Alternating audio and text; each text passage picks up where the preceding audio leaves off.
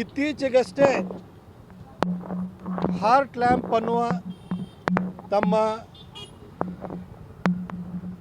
ಸಾಹಿತ್ಯ ಕೃಷಿಗೆ ಪ್ರತಿಷ್ಠಿತ ಬೂಕರ್ ಪ್ರಶಸ್ತಿಯನ್ನು ಪಡೆದಿರುವಂತಹ ಬಾನು ಮುಷ್ತಾಕ್ ಅವರಿಗೆ ಇನ್ನೊಂದು ಸಾರಿ ಅಭಿನಂದನೆಗಳು.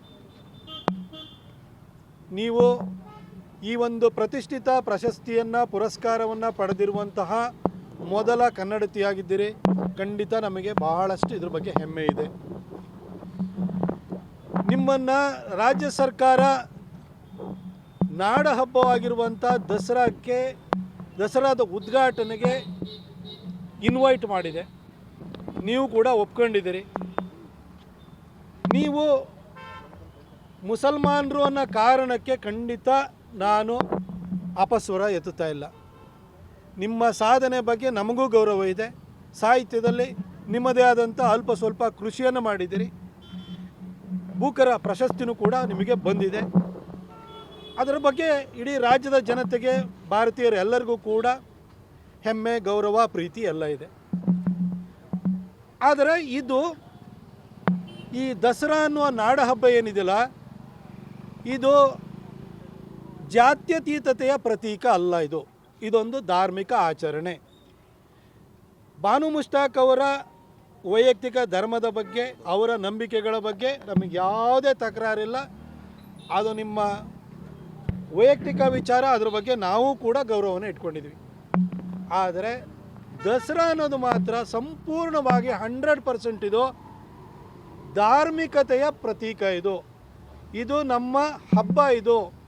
ಇದನ್ನು ನೀವು ದಸರಾ ಅಂತ ಕರಿತೀರೋ, ನವರಾತ್ರಿ ಉತ್ಸವ ಅಂತ ಕರಿತೀರೋ ನೀವು, ಅಥವಾ ದುರ್ಗಾ ಪೂಜೆ ಅಂತ ಕರಿತೀರೋ, ಏನಾದ್ರು ಕರ್ಕೊಳ್ಳಿ. ಆದರೆ ಇದು ಧಾರ್ಮಿಕ ಹಬ್ಬ, ಧಾರ್ಮಿಕ ಆಚರಣೆ. ಹೇಳಿ ಕೇಳಿ ನಮ್ಮ ಮೈಸೂರಿನ ಯದುವಂಶ ವಿಜಯನಗರ ಸಾಮ್ರಾಜ್ಯದ ಪತನದ ನಂತರ ಶ್ರೀರಂಗಪಟ್ಟಣದಲ್ಲಿ ಸಾಮ್ರಾಜ್ಯವನ್ನು ಸ್ಥಾಪನೆ ಮಾಡಿ ಆ ಪರಂಪರೆಯನ್ನು ಮುಂದುವರಿಸ್ಕೊಂಡು ಬಂದಿದೆ. ಇವತ್ತು ಕೂಡ ಅರಮನೆಯಲ್ಲಿ ಶಾಸ್ತ್ರೋಕ್ತವಾಗಿ ಎಲ್ಲ ವಿಧಿವಿಧಾನಗಳು ನಡೆಯುತ್ತೆ. ಇವತ್ತು ಡೆಮೊಕ್ರೆಟಿಕ್ ಸೆಟಪ್ ಬಂದಿರೋದ್ರಿಂದ ಈ ಸಾರ್ವಜನಿಕ ಆಚರಣೆಯನ್ನು ಸರ್ಕಾರ ತನ್ನ ಸುಪರ್ದಿಗೆ ತೆಗೆದುಕೊಂಡಿದೆ ಹೊರತು ಇದು ಸೆಕ್ಯುಲರಿಸಮ್ ಪ್ರತೀಕವಲ್ಲ. ಇದು ಧಾರ್ಮಿಕ ಆಚರಣೆ. ತಾಯಿ ಚಾಮುಂಡಿ ಬೆಟ್ಟಕ್ಕೆ ಹೋಗಿ ಅಲ್ಲಿ ಪುಷ್ಪಾರ್ಚನೆಯನ್ನು ಮಾಡಿ, ಅಲ್ಲಿ ಪೂಜೆಯನ್ನು ಮಾಡಿ, ಆರತಿಯನ್ನು ಮಾಡಿ ವಿದ್ಯುಕ್ತವಾಗಿ ದಸರಾ ಆಚರಣೆ ಪ್ರಾರಂಭವಾಗುತ್ತೆ. ಬಾನು ಮುಷ್ತಾಕ್ ಅವರಿಗೆ ತಾಯಿ ಚಾಮುಂಡಿ ಮೇಲೆ ನಂಬಿಕೆ ಇದೆಯಾ? ನಮ್ಮ ಆಚರಣೆಗಳನ್ನು ಅವರು ಪಾಲಿಸ್ತಾ ಬಂದಿದ್ದಾರಾ?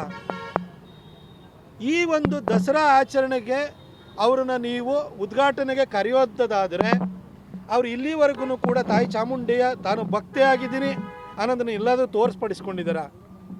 ಹಾಗಾದರೆ ಯಾಕಾಗಿ ಕರಿತಾ ಇದ್ದೀರಿ? ಇದು ಮೈಸೂರು ಮಹಾರಾಜರು ಪ್ರಾರಂಭ ಮಾಡಿರುವಂತಹ ಅಥವಾ ವಿಜಯನಗರ ಸಾಮ್ರಾಜ್ಯದ ಪತನದ ನಂತರ ಮುಂದುವರಿಸ್ಕೊಂಡು ಬಂದಿರುವಂತಹ ಒಂದು ಆಚರಣೆ ಆಗಿದೆ. ಅಧಿದೇವತೆ ತಾಯಿ ಚಾಮುಂಡೇಶ್ವರಿ. ಈ ಭಕ್ತಿ ಭಾವದಿಂದ ಮಾಡುವಂಥ ಆಚರಣೆ ಇದೇನು ಹೋಗ್ಬಿಟ್ಟು ಸರ್ಕಾರಿ ಕಾರ್ಯಕ್ರಮಗಳು ಅಥವಾ ಪೊಲಿಟಿಷಿಯನ್ಸ್ ಜಾತ್ರೆ ಥರ ಹೋಗಿ ಟೇಪ್ ಒಟ್ಟು ಮಾಡೋವಂಥ ಕಾರ್ಯಕ್ರಮ ಅಲ್ಲ. ತಾಯಿ ಚಾಮುಂಡಿ ಮೇಲೆ ಅಚಲವಾದಂತಹ ನಂಬಿಕೆ, ವಿಶ್ವಾಸವನ್ನು ಪ್ರಕಟ ಮಾಡುವಂತಹ, ನಮ್ಮ ಭಕ್ತಿ ಭಾವವನ್ನು ತೋರ್ಪಡಿಸುವಂತಹ ಒಂದು ಆಚರಣೆಯಾಗಿದೆ. ಇದಕ್ಕೆ ಬಾನು ಮುಷ್ತಾಕ್ ಅವರು ಸೂಕ್ತವಾದ ವ್ಯಕ್ತಿ ಆಗ್ತಾರಾ? ಅದು ಪ್ರಶ್ನೆಯಾಗಿದೆ. ಬಾನು ಮುಷ್ತಾಕ್ ಅವರಿಗೆ ಮುಂದಿನ ಸಾಹಿತ್ಯ ಸಮ್ಮೇಳನ ಏನಿದೆ, ಅಖಿಲ ಭಾರತ ಸಾಹಿತ್ಯ ಸಮ್ಮೇಳನ ಯಾವತ್ತು ನಡೆಯುತ್ತೆ ಅಲ್ಲಿ ಕರೆದು ಅವ್ರನ್ನ ಚೇರ್ಮನ್ ಮಾಡಿ, ಅದಕ್ಕೆ ಅಧ್ಯಕ್ಷರನ್ನಾಗಿ ಮಾಡಿ ಅಪಾರವಾದಂಥ ಗೌರವವನ್ನು ಕೊಡಿ. ಅದಕ್ಕೆ ಸೂಕ್ತ ವ್ಯಕ್ತಿಯವರು. ಸಾಹಿತ್ಯ ಕ್ಷೇತ್ರದಲ್ಲಿ ಅವರು ಬೂಕರ್ ಪ್ರಶಸ್ತಿಯನ್ನು ಪಡ್ಕೊಂಡಿದ್ದಾರೆ. ಆದರೆ ಧಾರ್ಮಿಕ ಆಚರಣೆಗೂ ಬಾನು ಮುಷ್ತಾಕ್ ಅವರನ್ನು ಕರೆಯೋದಕ್ಕೂ ಏನು ಸಂಬಂಧ ಇದೆ ಸಿದ್ದರಾಮಯ್ಯನವರೇ? ಮಹಾರಾಜರು ಪ್ರಾರಂಭ ಮಾಡಿದಂತಹ ಪರಂಪರೆ ಬಗ್ಗೆ, ಅವ್ರು ಕಟ್ಟಿದ ವಿಶ್ವವಿದ್ಯಾಲಯದಲ್ಲೇ ಓದಿದಂಥ, ಅವ್ರು ಕಟ್ಟಿದಂಥ ಕನ್ನಂಬಾಡಿಲಿ ಕಟ್ಟೆ ನೀರು ಕುಡಿದಂಥ ನಿಮಗಂತೂ ಕೃತಜ್ಞತಾ ಭಾವನೆ ಇಲ್ಲ. ಆದರೆ ಅವರ ಯಾವ ಪರಂಪರೆನ ಹಾಕೊಡಲ್ಲ. ಪರಂಪರೆನ ಯಾಕೆ ಸರ್ ಹೊಡೆಯೋಕ್ಕೆ ಹೋಗ್ತಿದ್ರಿ? ಹಿಂದೆ ಬರಗೂರು ರಾಮಚಂದ್ರಪ್ಪ ಅವ್ರನ್ನ ನೀವು ಮೊದಲನೇ ಸಾರಿ ಮುಖ್ಯಮಂತ್ರಿ ಆದಾಗ ಕರೆದಿದ್ರಿ. ಆ ವಯ್ಯ ಇಲ್ಲಿಗೆ ಬಂದು ನಾನು ದೇವಸ್ಥಾನದ ಒಳಗಡೆ ಹೋಗಲ್ಲ, ನಾನು ದೀಪ ಹಚ್ಚಲ್ಲ ಅಂತಂದರು. ಯಾಕಪ್ಪ ಬಂದರೆ ಇಲ್ಲಿಗೆ? ಇಂಥವ್ರು ನೀವು ಯಾಕೆ ಕರಿತೀರಿ ಸಿದ್ದರಾಮಯ್ಯ ಸಾಹೇಬ್ರೆ? ಈ ಥರ ನಮ್ಮ ಹಿಂದೂ ಆಚರಣೆಗಳು ಹಿಂದೂ ನಂಬಿಕೆಗಳ ವಿರೋಧಿಗಳನ್ನೇ ಯಾಕೆ ಕರಿತೀರಿ ನೀವು? ಸದಾ ಹಿಂದೂ ಧರ್ಮದ ಆಚರಣೆಗಳ ಬಗ್ಗೆ, ಹಿಂದೂ ಸಂಸ್ಕೃತಿ ಬಗ್ಗೆ ತುಚ್ಛವಾಗಿ ಮಾತಾಡ್ತಿದ್ದಂಥ ಗಿರೀಶ್ ಕಾರ್ನಾಡನ್ನು ನೀವು ಕರೆದ್ರಿ. ನೀವು ಇವಾಗ ಬಾನು ಮುಷ್ತಾಕ್ ಅವ್ರನ್ನ ಕರಿತಾ ಇದ್ದೀರಿ. ಅದ್ರ ಜೊತೆಗೆ ಮಹಿಷ ದಸರಾ ಅಂತೇಳಿ ಅನಿಷ್ಟವನ್ನು ಹುಟ್ಟು ಹಾಕಿದಂಥ ಹಿನ್ನೆಲೆ ನಿಮಗೆ ಇರೋವಂಥದ್ದು. ಆ ಪರಂಪರೆನ ಹುಟ್ಟು ಹಾಕಿದವರು ನೀವು. ಅಂದರೆ ಮಹಾರಾಜರ ಮೇಲೆ ಏನು ಬಹಳ ದ್ವೇಷ ಇದೆಯಲ್ಲ, ಅದನ್ನು ಈ ರೀತಿ ಎಲ್ಲ ತೋರ್ತಾ ಅವ್ರ ಪರಂಪರೆನೆಲ್ಲ ಹೊಡಿಬೇಕು ಅಂತ ಹೊರಟಿದ್ದೀರ ಸಿದ್ದರಾಮಯ್ಯನವರೇ. ಯಾಕಾಗಿ ಸರ್ ಇದನ್ನು ಮಾಡ್ತೀರಿ? ನಮ್ಮ ಸರ್ಕಾರನೂ ನೀವು ಬರೋದಕ್ಕಿಂತ ಮೊದಲಿತ್ತು. ನಾವು ಕೋವಿಡ್ ಸಂದರ್ಭದಲ್ಲಿ ಜನರ ಸೇವೆಯನ್ನು ಮಾಡಿದಂಥ ಡಾಕ್ಟರ್ ಮಂಜುನಾಥ್ ಅವ್ರನ್ನ ಕರೆದು ನಾವು ಇಡೀ ಮೈಸೂರನ್ನು ಕೂಡ ಒಳ್ಳೆ ವ್ಯಕ್ತಿನ ಕರೆದಿದ್ರಿ ಅಂತೇಳಿ ಹೇಳ್ಬಿಟ್ಟು ಹೆಮ್ಮೆಯಿಂದ ಅದನ್ನು ನೋಡ್ತು. SM ಕೃಷ್ಣ ಅವ್ರನ್ನ ಕರೆದು ಮೈಸೂರಿನಲ್ಲಿ ರಿಂಗ್ ರೋಡ್ ಮಾಡಿದವರು ಯಾರು? ಮೈಸೂರಿಗೆ ಫಸ್ಟು ಬೆಂಗಳೂರಿಂದ ಮೈಸೂರಿಗೆ 4 ಲೈನ್ ಹೈವೇ ಮಾಡಿದಂಥವ್ರು ಅವರು. ಇಲ್ಲಿ ಇನ್ಫೋಸಿಸ್ ಬರಲಿಕ್ಕೆ ಕಾರಣೀಭೂತರಾದಂಥವ್ರು ಅವರು.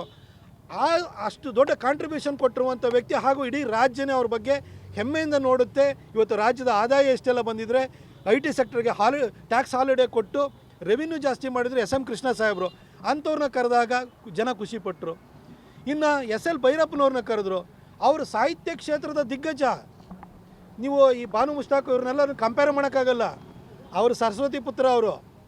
ಅವ್ರಿಗೆ ಸರಸ್ವತಿ ಸಮ್ಮಾನ ಕೂಡ ಬಂದಿರೋದು ಮಾತ್ರ ಅಲ್ಲ, ಅಪಾರ ಸಂಖ್ಯೆಯ ಓದುಗರನ್ನ ಇರುವಂಥವ್ರು ಮೈಸೂರಿನಲ್ಲಿ ಬಂದು ಮೈಸೂರು ವಿಶ್ವವಿದ್ಯಾಲಯದಲ್ಲಿದ್ದು ಮೈಸೂರಿನ ನೆಲೆ ಇದ್ದು ಅವರು ಈ ಊರಿಗೆ ಒಳ್ಳೆಯದನ್ನೇ ಮಾಡಿದಂಥವ್ರು, ಸಾಹಿತ್ಯ ಕ್ಷೇತ್ರಕ್ಕೆ ದೊಡ್ಡ ಕೊಡುಗೆಯನ್ನು ಕೊಟ್ಟಿರೋ ಅಂಥ ವ್ಯಕ್ತಿಯನ್ನು ನಾವು ಧರ್ಮದಲ್ಲಿ ನಂಬಿಕೆ ಇಟ್ಕೊಂಡಿರೋಂಥ ವ್ಯಕ್ತಿಯನ್ನು ನಾವು ಕರೆದಿದ್ದು. ತದನಂತರ ಬುಡಕಟ್ಟು ಜನಾಂಗಕ್ಕೆ ಸೇರಿದಂಥ ದ್ರೌಪದಿ ಮುರ್ಮು ಅವರನ್ನು ನಾವು ಕರೆಸಿದ್ದು. ಆದರೆ ನೀವು ಯಾವ ಪರಂಪರೆ ಯಾಕೆ ಕೊಡ್ತಿದ್ದೀರಿ ಸರ್? ಇದು ನಿಮ್ಮ ಸೆಕ್ಯುಲರ್ ಕಾರ್ಯಕ್ರಮ ಅಲ್ಲ ಸಿದ್ದರಾಮಯ್ಯನವರೇ.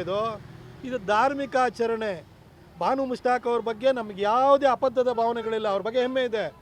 ಆದರೆ ದಸರಾದಂಥ ತಾಯಿ ಚಾಮುಂಡಿಯನ್ನು ಆರಾಧನೆ ಮಾಡುವಂತಹ ಆಚರಣೆಯ ಉದ್ಘಾಟನೆಗೆ ಕರೆಯುವಂಥದ್ದು ಸೂಕ್ತನಾ? ದಯವಿಟ್ಟು ಮರುಚಿಂತನೆಯನ್ನು ಮಾಡಿ. ಉದ್ಘಾಟನೆ ಮಾಡಬೇಕು ಅನ್ನೋದು ಒಂದು ಉದ್ದೇಶನ. ಇದು ಹಿಂದೂ ಆಚರಣೆನಾ ಅಥವಾ ಇದು ಸೆಕ್ಯುಲರ್ ಆಚರಣೆನಾ? ದಯವಿಟ್ಟು ಹೇಳಿ.